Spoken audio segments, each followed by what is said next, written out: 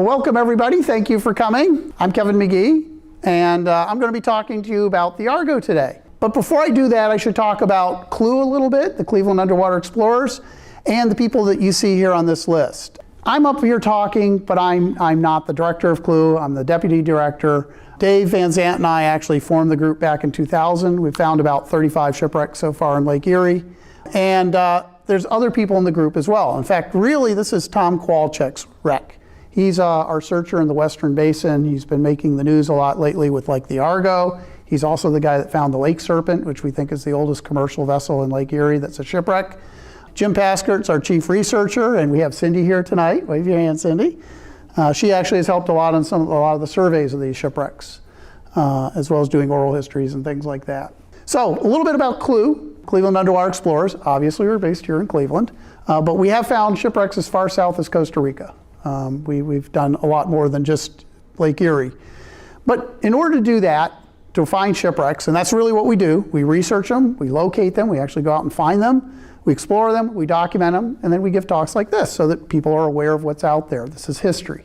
In order to do this, you really need a lot of different talents. You can't just get a boat and go on out and find shipwrecks. It takes a little bit more than that. It's a big lake out there. First of all, maritime archaeology figures prominently into it. Dave Van Zandt, who I mentioned earlier, he's not just a nuclear engineer who works for NASA, he also went back to school and got his degree in maritime archaeology. So he's actually a full-fledged archaeologist too, as his hobby in his spare time. Archival research is critical. You don't find these things easily without knowing where to look. It takes 3 hours to search a single square mile. Even if you know where something is to within a mile, that's 9 square miles. That's 27 hours of solid searching, just for something you know to within a mile. So you nearly need precision information. Don't just go out and start looking. It won't always work out. Maritime history, all of us are well versed in the history of the Great Lakes, the building traditions, things like that.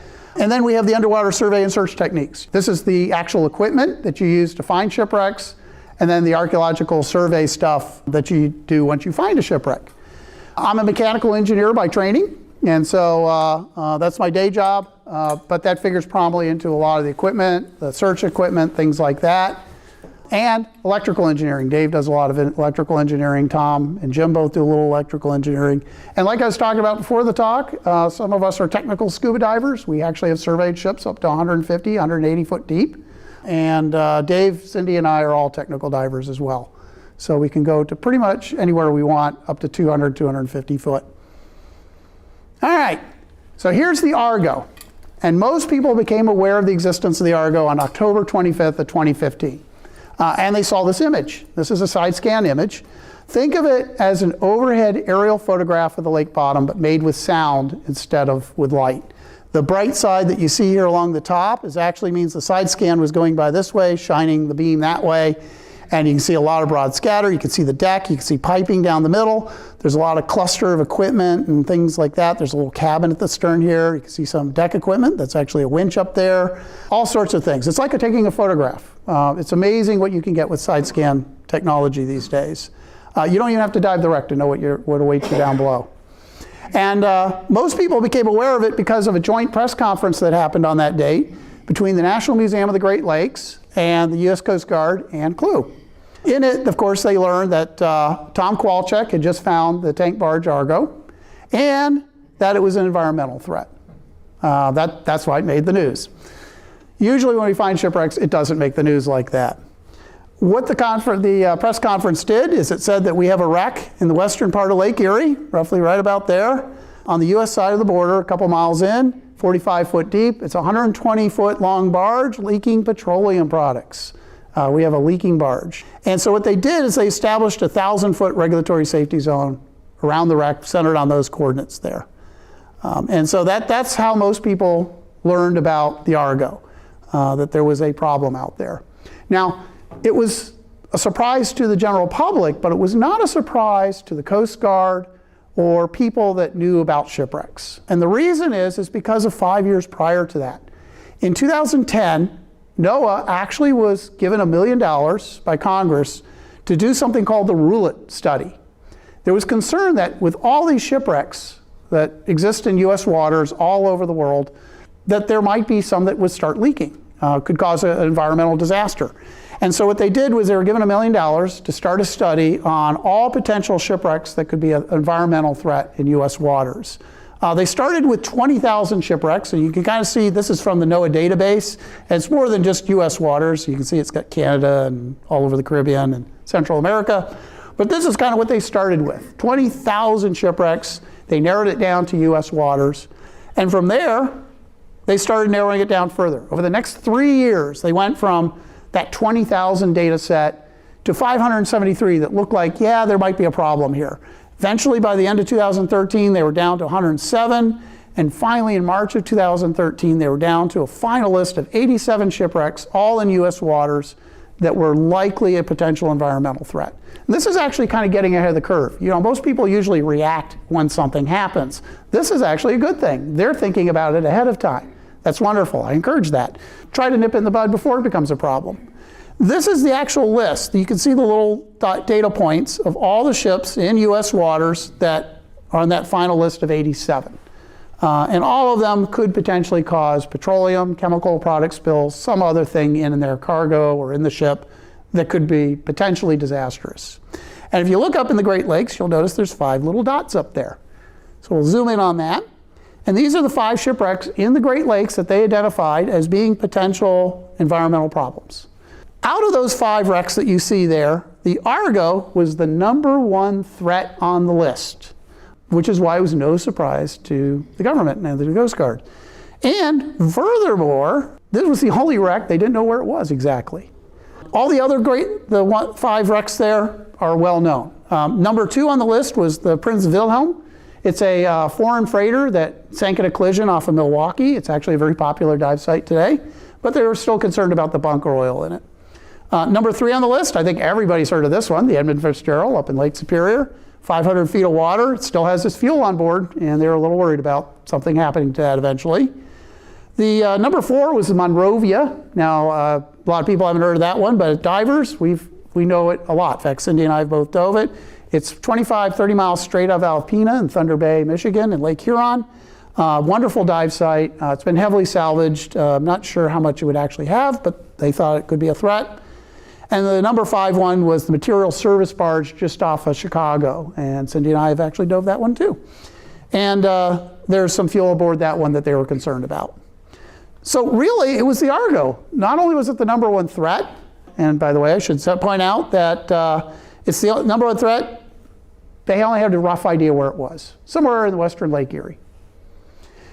So they were so concerned about it that the next year, they decided they should hold a tabletop exercise jointly with Canada. So the Coast Guard and their Canadian counterparts actually got together in May of 2014 and held a simulated scenario of what would happen if all of the Argo's known cargo suddenly catastrophically released into Lake Erie.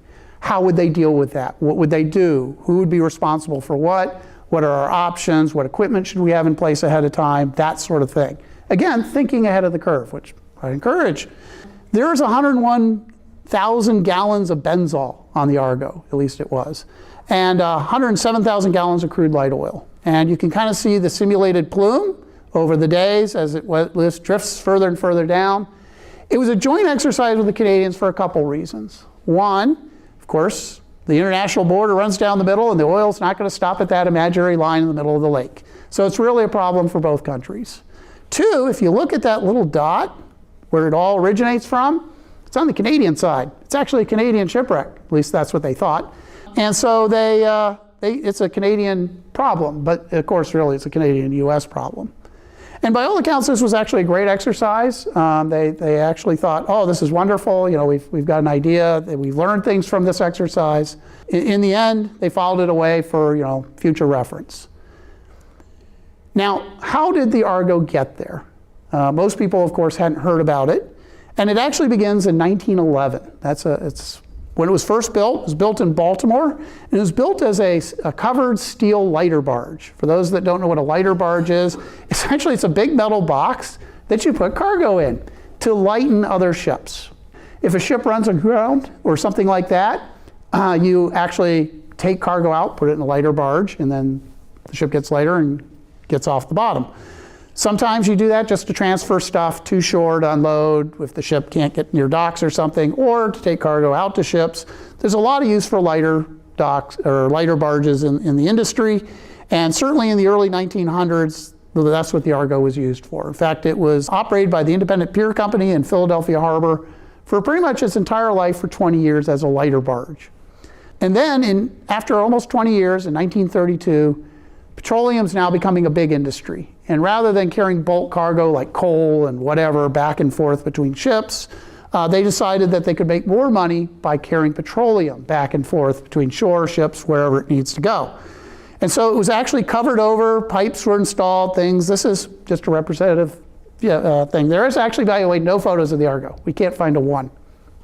So all I can do is show you representative images. It was modified, covered over, tanks installed, all the equipment to be able to carry petroleum products. 420 tons is what its rating was for. And it operated this way with the Independent Pier Company for another 4 years. And then it was sold. In 1936, we're in the middle of the Depression. For whatever reason, they decided that they didn't really need the barge, or maybe this man, Townsend, W.J. Townsend, decided to offer them something that they couldn't refuse. It was certainly an older barge by this point. And Townsend actually owned a fleet of tugs and barges in New York Harbor and the surrounding rivers and canals and things like that. He was kind of a mover and shaker. He did a lot of odd jobs. He had kind of this mixed fleet. He did whatever was necessary to make a quick buck and some money. And the reason he bought the Argo in 1936 was to pair it up with this tug that you see in this photograph here. This is the Soyuzet. It was actually built in 1889. It's a very old tug. And of course, when they first built it, it ran off of coal. And in 1935, the year before they purchased the Argo, they converted it to diesel. And I can tell you this photograph for sure was taken after 1935. Can anybody tell me why? Yep. So you see the stack is cut down to nothing. There's just a couple little pipes there. That's probably the diesel exhaust right there. So I can tell you this photo was taken after 1935. And by the way, remember I told you we've not found a single picture of the Argo? So we went all over this picture. We're looking at all the barges in the background, hoping one of them was the Argo. No such luck. But nevertheless, we at least have a picture of the Soyuzet. Pretty much in the configuration actually that was in when it was towing the Argo. And they operated for about a year in the New York Harbor area. And then Townsend got wind of a cargo that he could make a quick buck on. The only problem was it wasn't in New York or the New Jersey or the surrounding area. It was actually up in the Great Lakes, Sault Ste. Marie to be exact. And so what they did is they, in September of 1937, actually left New York, went up the Hudson River over to Albany, hooked into the Erie Canal, took the Erie Canal over, and then took the branch over to Oswego into Lake Ontario.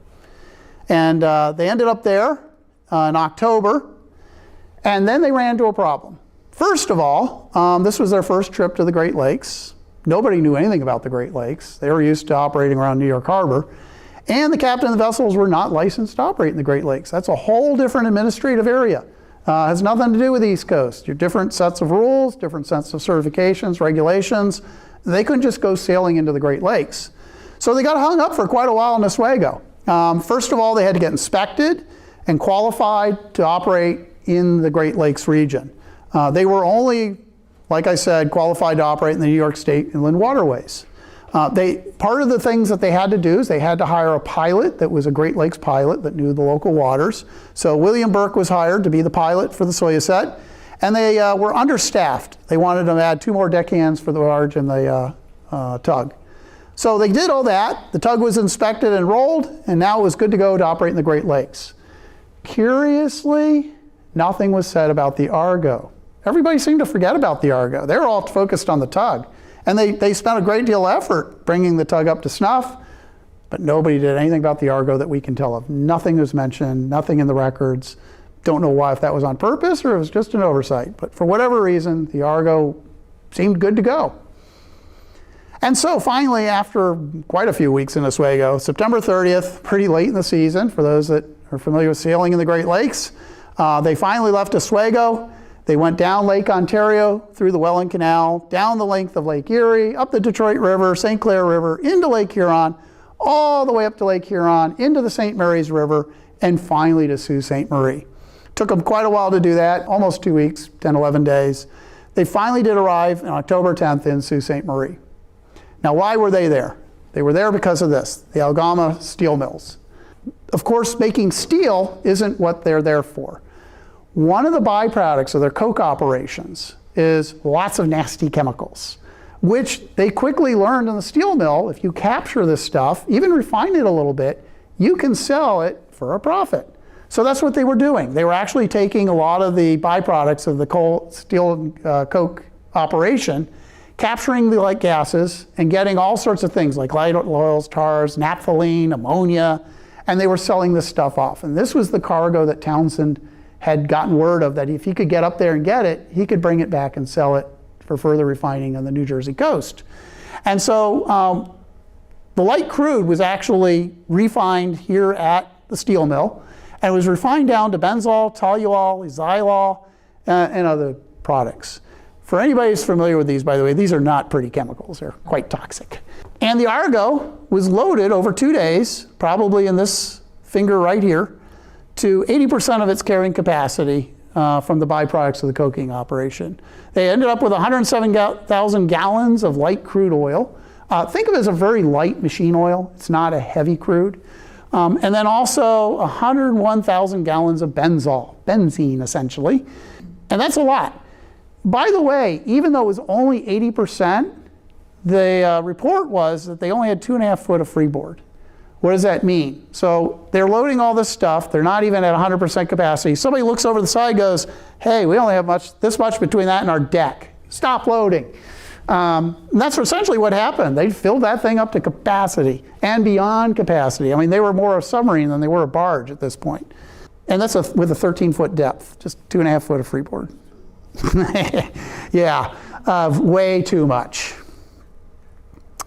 So they left after 2 days of loading on October 12th, sailed all the way down Lake Huron into the St. Clair River, down the St. Clair River through Lake St. Clair, and entered Detroit 2 days later on October 17th, passing Detroit. The minute they entered Lake Erie, they went right into the nose of a strong southeast wind and wisely turned around and retreated back to the Detroit River. And they decided they would just hang around Amherstburg for a while until the wind stopped and it would be safe to enter Lake Erie. And for those of you that have been in Lake Erie, a nice stiff southeast wind on the north shore there, those are some pretty big choppy waves. You definitely do not want to be trying to pound into that, especially with a heavily loaded barge. They ended up spending 2 days there. They were getting a little antsy from all indications and reports.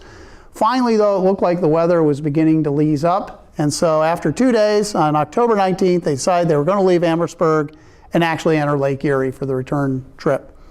At the time, the winds were light and variable from the southeast to south-southeast, so they're coming all from this direction. And then as they get through the Pelee Passage, the winds picked up a lot. And they switched also to the south-southwest, pretty much almost coming straight out of the south. And so what the Soyuz set did is the pilot Burke turned the tug nose into the wind, checked the speed back to about 2 knots, and slowly pounded his way through. Unfortunately, as they continued along the east side of Pelee Island there, the wind kept increasing, increasing, increasing, and it got worse and worse and worse. And again, don't have much of a representative image, but this will do. This is kind of what it would have looked like, minus the masts and things like that. 30 to 40 mile an hour winds, huge seas, probably a good 3 to 5 footers, maybe 6, 7. And reports were the deck of the barge was completely underwater. The waves would hit the bow, the barge would shudder, and then the wave would roll down the length of the barge, wash around the cabin, which there were 2 crew members aboard in the stern cabin. They were just huddled in there so they wouldn't get washed off the deck. And then the barge would lift up, crash into the next wave, shudder, and the whole thing would repeat. Day turned to night. It's now approaching midnight, and at 11:45, the watch noticed that the lights went out 900 feet behind them on the Argo. Now, shift change was happening at midnight, so he told them, hey, I saw the lights go out. So the new shift member on the barge went back to, or the tug went back to look, and the line was kind of funny, he said. It looked like it was going at an odd angle. So he went up to the captain and the pilot and told him, hey, looks like the tug might be in trouble. And at this point, Burke did a really amazing thing. He actually turned with a cable still between them, 900 feet of cable, did a U-turn to go inspect the Argo in big seas. That's really ballsy. But he did it. And he didn't know it rolled the tug in the process either. And when he got there, they found the tug was on its side, bow down, and just the starboard side up. And there, clinging to the top, and again, representative image, no images of the actual event, were the two crewmen from the cabin. They had actually, as the barge started to sink, they just kept climbing higher and higher and ended up at the very peak there, hanging on for dear life. They cut the tow line loose at that point, and he actually edged the tug up. They threw a line over, and one by one hauled the two crewmen back aboard the tug, saving both of them. Really good seamanship, did an amazing job. There was a little problem. Of course, they're in big seas. Nobody wants to be out there. And they were actually a little concerned that they might get an explosion. All the stuff that the Argo's carrying is in the water. They could smell it. And they had oil lamps aboard. And they were a little concerned they might start a fire or even an explosion. So they decided they didn't want to stick around. They decided to abandon the barge and head for Lorain, Ohio, as quick as they could. This is also the days before radio. So nobody was going to be able to know anything about this until they got to shore and told the Coast Guard. So that's what they did. They went to Lorain, notified the Coast Guard, and got out of that weather. Because by all accounts, it was really rough on the lake. Probably shouldn't have been out there. The very next morning, the Coast Guard fired up the U.S. Coast Guard Tahoma and launched from Cleveland. And they went out to investigate, see if they could find the barge and investigate it. And the reason mostly is because of hazard to navigation. There's a barge out there, partially sunk, fully sunk, they're not sure. They've got to go and check it out. By all accounts, by the way, the crew was not happy going out into this weather, but they did, that's their job. So they went out of Cleveland, they ended up heading up to where it was last known, and they started doing a grid search all the way back to Cleveland, looking for the barge in case it was just kind of drifting with the weather and whatever was going on out there.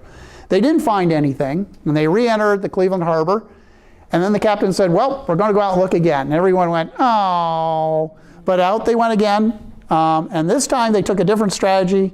They actually took the Tahoma up to its last known position, as given by the tug, and they retraced its last course, hoping to just kind of run across it. And so what happened was they actually went up to the Pelee Straits to kind of start it, and then what they did is they just kind of hooked around and kind of took the same course that they would have taken if they were the tug towing that barge. They headed south, southwest, and eventually they ran across a big oil slick. And so they decided, let's anchor here. There's obviously something here. And they anchored, launched some small boats, took soundings, because again, this is the days before sonars and side scans. The only way to find something is to run grapples around, drop leaded weights, try to see if you could snag something, find a shallow spot. And so that's exactly what they did. They didn't find anything, but they did stay overnight. Next morning, the slick's still kind of in the area, and they said, well, this must be where the barge is. And so that's why the wreck was always reported on the Canadian side of the line, was because of that oil slick. They never found it, but they figured out it's got to be close. You know, we just can't find it. And so that is why up till that tabletop exercise by the Coast Guard and NOAA, everybody assumed it was just over on the Canadian side near Pelee Island, because that's the coordinates where the oil slick was found. And so, of course, when you have an accident, you have an investigation. And so an investigation was launched by a board, and they ended up with the following findings. First of all, they commended the tug pilot, Burke, for his heroic efforts in doing everything he could to protect the barge and the crew. In fact, his rescue of the crew was pretty good. That was a really astounding rescue. They also said that the Argo, from all the descriptions, obviously sank by the head and rolling to one side, indicating that at least the forward compartments had probably opened up. Certainly with the presence of an oil slick, those contents certainly were probably dumped into the water. The thing that they really stuck on, though, was that the Argo was only certified for bays, sounds, and rivers and other protected waters. In other words, it had no business being out in the Great Lakes in a rough sea. I mean, we all know the Great Lakes are the inland seas, and anybody that's been out there in rough weather knows that's an ocean out there. It's not a calm lake. This is not an inland waterway. And Lake Erie in particular, which has some particularly nasty waves given its shallowness. They had no business. They were not seaworthy to be out there. And there was also no load line. So remember I said they loaded a 2.5 foot of freeboard? They were in violation of the Load Line Act of 1930 while operating in the Great Lakes. Not only were they operating someplace they should have been, they filled that barge up way too much. So, and then also they curiously said that the Soyuz set was not responsible for the barge operating in violation of certification and the Load Line Act violation. Not exactly sure why they said that, but nevertheless, the thing that was most focused on was this Load Line Act. So what do I mean by Load Line Act? So I think almost everybody has heard or seen at one time the Plimsoll mark. So the Plimsoll line tells you, and this is it right here, tells you, and these two, tells you where you can safely load a ship to, how much cargo you can put into it. And it's actually divided up. For instance, this is actually the freshwater line, this is the saltwater line. This is tropical fresh, this is tropical salt. There's different conditions, and all these marks mean something, but it tells you for where you're operating, how much can you load this boat safely. The Argo had nothing like that, and if it did, they certainly ignored it because they filled it right up to the top, pretty much. And so they were definitely in violation. This is a serious violation, by the way. This is not something you let go lightly. This is rigorously enforced, even in 1937. The curious thing is nothing more seemed to happen. I don't know if it's partly because of this last thing, the finding, and I'm not sure how that slipped in. Maybe Townsend had some say in their findings. But nevertheless, as far as we can tell, nobody was ever punished. There were never any fines. There was never any sort of repercussion. That was pretty much the end of it, best we can tell. Nothing more it can be found on the incident. Which means Townsend just went off on his merry way. All he did was lose the Argo, essentially, and that cargo that he was planning to ship down to New Jersey. And so this is where the story would have ended. Now, you notice they just abandoned the ship, complete with all of its cargo, or at least a good portion of its cargo, and moved on. Why? Well, it's 1937. Environmental protection wasn't exactly in the forefront of people's minds back in those days. As long as it wasn't a hazard to navigation, everybody was happy. And that's pretty much was the situation. The cutter could not find any indication that it was a problem, that it was a hazard to navigation. Case closed. And that's the way it would have remained until this man, Tom Kowalczyk. He's out looking for another target we've been looking for years. And unfortunately, Tom keeps finding other things instead of the thing he's looking for, which is a little cute 19th century schooner, and if he ever finds it, it'll be lovely. But unfortunately, on August 28, 2015, it's not what he found. He saw this. This is the actual side scan image when he first went by it. So let me explain what you're looking at here. So side scan is just what you think. It scans to the side where he's towing a fish on a cable behind him, and it's got transducers on both sides, and it looks out about 600-700 foot on each side. So it's a 12 to 1,300 foot swath of the lake that he's looking at. It's an overhead aerial photograph just taken with sound. This is actually a little fish school here. It doesn't see below the boat, so that's why there's a black strip there. And he's running the boat in this direction. And he sees something. I think everybody can see it. There it is. There's something there. It's a big target. This is 600 foot away. It's huge. I mean, little schooners, by the way, only show up as much smaller blips. And nothing like a good solid return. And he hit it broadside too. I mean, that was a really good, just yells at you. Obviously not the schooner he's looking for though. And he's 2 miles inside the U.S. lines. He was not expecting to find the Argo because he was searching an area the Argo was not supposed to be. But when he got in close and pulled in the range and went to high frequency, which gives you really good imaging, these are the images he got. And of course, this is the one that made the news a lot, but here's some of the others. And you can tell for sure this is not a schooner. In fact, it's got to be a tank barge. Those pipes and all that stuff at the stern, you can actually see the cabin here. That is for sure a tank barge. And there's only one tank barge lost in the entire western basin of Lake Erie, and it's the Argo. So he knew immediately he had found the Argo. Typically when we go out searching, by the way, you don't carry dive gear with you. You're not going to dive it that day, especially with the Argo. It's known to have petroleum products aboard. And so he went back ashore, called Dave and Paskert, and they got together. And they, of course, decided to go to the National Museum of the Great Lakes, which I think some people may know as formerly the Inland Seas Museum that was in Vermilion. It's now moved to Toledo and renamed the National Museum of the Great Lakes. They're actually a sponsor of ours. They pay our gas bill and they get publicity from anything we find. It's kind of a good working relationship. And so when Tom ran across what clearly was the Argo, the first thing we decided to do is we need to go and talk to the museum. Let's find out what we want to do. Everybody agreed we're not diving it due to the environmental delicacy of it. We just do not want to disturb that site. And obviously, we should probably talk to the Coast Guard about this. And so that's what we did. The museum actually served as a liaison because you would not be surprised probably to know how many crackpots come to the Coast Guard every day and say they found something crazy. You know, there's a UFO on the bottom. There's a shipwreck that everybody's been looking for on the bottom. You know, that sort of thing. They get this so much that they don't usually listen a lot to that. But if the museum comes to them, you usually get their ears.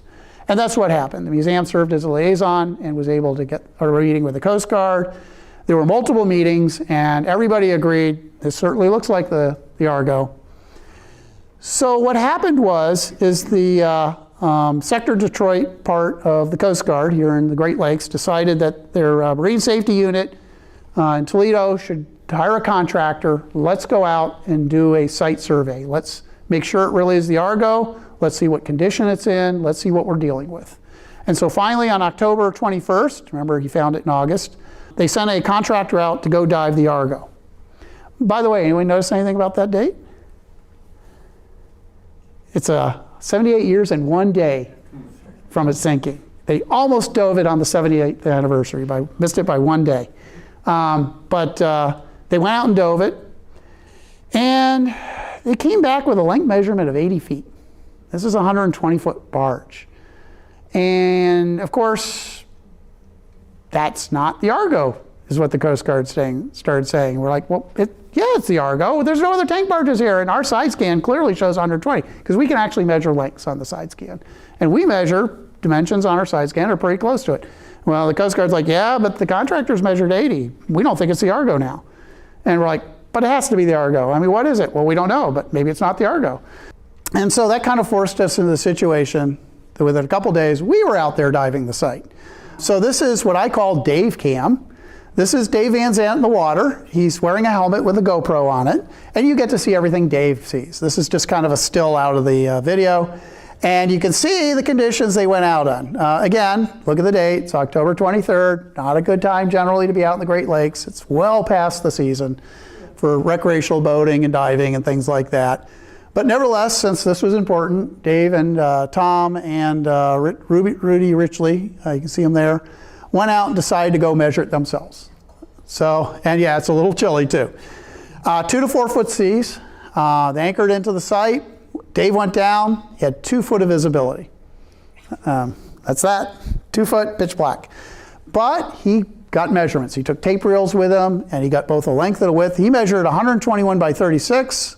Just a foot off from what it should have been. And that's actually about right. You always measure a little longer from tape sag and things like that. So, darn, it is the Argo. And for those that wonder what he saw down there, this is what we saw. This is from Dave Cam again. This is kind of his light saturating the camera. And you see some quagga mussels, some wood, because it actually has wood rub rails and things on it. A little bit of steel from the deck and the sides. And that's about it. It was not a fun dive. But he did the job. He actually did get the measurements. And another thing he noticed when he came up, and everybody on the boat, while he was down, started noticing it. They started smelling a chemical smell. That's not good. And then if they looked over the water, they would see you'd see like a sheen on the water. And then a big wave would go by and it's gone. And then you wait a little bit, and oh, there's another sheen, and now it's gone. Well, of course, that means the barge is leaking. So, after they got back to shore, they went to talk to the Coast Guard, said, oh, it is definitely the Argo, and by the way, it's leaking. By the way, so this is a good example of why you don't send commercial divers to do an archaeologist's job. Apparently what happened is they just used ropes and knots. And I guess they used a rope that already had a knot in it, so they tied it to one end, ran down, tied a knot at the other end, but there was already a knot in the middle, and so when they laid it out on the deck later to measure, they measured the first knot, which was 80 foot. Oops. Yeah, so that's why you don't do commercial or send commercial divers to do archaeology work. Simple mistake on their part, but it caused us to have to go do this. But probably good, because when the commercial contractor was there surveying it, they didn't notice the chemicals, but we did. Very next day, they sent an airplane out and took a look at the site from the air, and there you can see the sheen. It's definitely leaking. And so the very next day was that press conference I started with. That's where most people learned about the Argo, and they sent up that 1,000-foot perimeter around it, nobody allowed inside. We need to go find this leak and plug it. Remember, the Coast Guard already knew about the Argo. A year prior to this, they had just done the tabletop exercise. This was right in the forefront of their minds. They had practiced this, in fact. And so they went out. They hired a TNT Marine Salvage from Michigan. They went out, and here's their little boats out there. They sent hard hat divers in, and their job was to find and plug that leak. At least see what they're dealing with. So this is, again, what they saw on the bottom. Visibility certainly hadn't improved. Dark, low vis, and they had to do hand over hand, looking, just a few inches at a time, back and forth over this 120-foot long barge. And the Coast Guard started to get antsy after like a day or two, like, what's taking them so long? Come on, find it already. It's costing us money here. They did eventually find it. This is actually the diver's figure plugging the hole. It's a missing rivet in one of the tanks, and that's where it was. It was drops coming out. And that's why you'd see a sheen, and then nothing, and then a sheen, because it was a drop coming up hitting the surface, then another drop coming up hitting the surface. So definitely found it. He used his finger to plug the hole. And then, of course, they had a wooden stopper that they hammered in, and had a little valve and a sample bottle, and they took a sample of what was leaking from that hole. And when they got back to the surface, there's some surprises. When they got back, the faceplates had been etched. You can see the chrome is damaged, and even the glass has got a little bit of etching on it. Oh, that's not good. Worse, this is a dump valve on a dry suit. The plastic valve was melting. So, and that sample had benzene, toluene, xylene, and traces of other petroleum products. And for anybody who knows that, the benzene, the benzol, very carcinogenic. That changed everything. This is no longer a regular commercial operation. Not only are we leaking, we're leaking some really nasty stuff, enough to do damage like this to dive gear. And so at that point, everything changed. It went from a just plug the leak and we'll deal with it next season to we're taking care of it right now. And so this became a hazmat operation. From now on, both surface support and divers in full sealed gear, sampling, hose down, wash downs every time you come up, everybody on respirators and protective gear. This is now a whole different thing. And by the way, everybody on that sampling mission had to go to the hospital to be checked out too, because they were smelling fumes as well. And so they wanted to make sure everybody was okay, everybody went to the hospital, everybody was fine. And then they increased that regulatory safety zone from 1,000 feet to a mile. Nobody allowed within a mile of that place. And so they started doing chemical monitoring, decontamination. They put a barge in place over the site. And these are big steel containers. You've probably seen them in various places. This is actually used to contain oil. It's a double-hulled tank with a pump station. That's the pump there. And you can see several on the deck here of the barge. And they've got cranes for lifting operations. They've got the tugs for managing everything. The boats, of course, are still there, the divers, and they immediately start preparations to tap into the tanks and drain them. They decided they needed to do this right now. They were actually very lucky. That fall's weather was unusually warm and mild. No big storms, no big blow-ups. Pretty pleasant, actually. And they were very lucky, because otherwise they would have had to retreat from the site, wait for the weather to calm, and go back out. Instead, they were able to pretty much work continuously. And this is the hot tapping gear. This is where they actually bolt a flange to the deck, drill a hole through, run a tube through with hot water. That's why it's called hot tapping. And they force hot water in the tanks and another flange with a bolt and valve here, and they drain out the thing. So they just flush the tanks with hot water, driving low, petroleum floats, tap from the top to bring out the oil. And that's what they did. They started right here on this tank. November 21st is the first tank, tank 3P. There were actually 14 compartments in the barge, of which the entire front compartments were empty. Those 6 compartments, remember, probably dumped when the vessel originally sank. Remember that investigation said the front had opened up. This is probably the sheen from when the Soyuz set was around the barge trying to pick up the 2 crew members. But these old tanks were still sealed, still stuff in them as best they could tell, and so they needed to get that. So the very first one was that one right there, and they went systematically, compartment by compartment, eventually draining all of them. And because of the good weather, they actually made really good progress. I mean, they started on November 21st, a little before Thanksgiving, about a week before Thanksgiving, and by December 2nd, they had gotten all of those compartments. Again, very lucky with the weather. Efficient operation. These are commercial divers. These are professionals. They know what they're doing.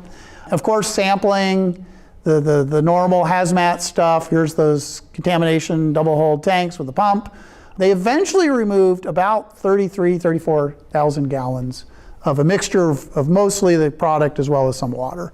Not as much as what it was originally carrying, it turned out. But they didn't know that at the time. When they went in, they assumed those tanks were full.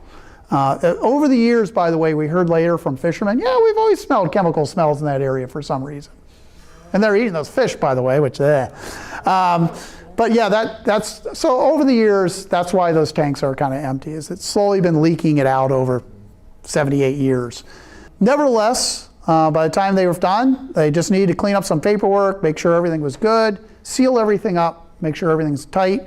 And then on December 14th, they actually declared the shipwreck safe and lifted the safety zone. And so this is, I think, actually a very positive story. Now, I've heard some negative things about, why did they spend so much money on this? But think about what could have happened. What if those tanks had been filled to the brim, they decided to ignore it, not do anything about it, and then they did burst open? Oh, now that's the Coast Guard's fault. You knew about it and you didn't do anything. So in my mind, they did the right thing. They were very proactive.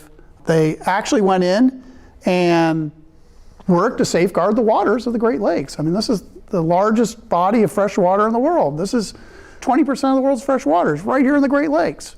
And so I think they did a wonderful job. And it's 2 government agencies, NOAA first to even highlight the threat, and then the Coast Guard actually actively going in and doing something about it once it became obvious it was. And of course, the National Museum of the Great Lakes, or the Great Lakes Historical Society, they're really the same organization. They've sponsored us over the years. They've paid Tom's fuel bills, and without them, Tom never would have found this wreck to begin with. So really kudos all around to everybody on that. And so that's pretty much the story of the Argo. We've since dove it after all this. It's actually a lovely shipwreck, and when we dove it, we had unusually good visibility. We had probably a good 10 foot of viz, which for where it's at is wonderful. And it's a really nice dive for us divers. A lot of equipment still on it, both from the salvage as well as historic equipment. And it's now actually a popular dive site, believe it or not. People dive it pretty regularly. So thank you very much. And if anybody has any questions, I'd be happy to answer. Yeah? Is it buoyed? No, it is not buoyed. It's not one of the buoyed wrecks. There are shipwrecks in Ohio waters that are buoyed by an organization called MAST, Maritime Archaeological Survey Team. That's actually another organization run by the National Museum of the Great Lakes. It's avocational divers, just regular divers, who take a workshop seminar in the spring of every year. Once they do that, they're lifelong members of MAST, and they can participate in any shipwreck survey. Every year they try to survey a shipwreck, obviously not for the last couple of years, and then any shipwreck in Ohio waters, and they maintain a system of 10 buoys in a long thing of representative vessels, all the way from Grand River to Kelly's Island. And so those buoys are used a lot. They really cut down on the wear and tear on the ships, because otherwise you got to anchor into the ship, and that just tears it up over time. With a buoy, you're going to come down without tearing up the wreck, and you always know exactly where you're going to be on the wreck. Whereas if you live anchor, you could be anywhere, you don't know until you get down there, and sometimes you find nothing but mud and no wreck at all. By the way, for those that don't know, you don't dive shipwrecks by gear, just running up to the coordinates, throwing your anchor in the water, gearing up and dropping off the side of the boats and dropping to the bottom and swimming around to find a shipwreck. That's not how it's done. Because of visibility, you could be 10, 15 feet away and never see that shipwreck. You always want to follow a line from your boat down to the wreck. So that's why we anchor in, if there's no buoy. But if there's a buoy, that means there's a big concrete block, nice chain and rope to a surface buoy. There's usually a jump line over to the wreck because they don't want to put the block on the wreck. And so you always know exactly where you are on the wreck when you arrive, and you tie in nice and safe and secure. That concrete buoy isn't going anywhere, that concrete block. And so it's really nice. And if you go to the MAST website, they actually list the coordinates of all those buoys. But yeah, this one unfortunately is not. A nice job. Well, thank you.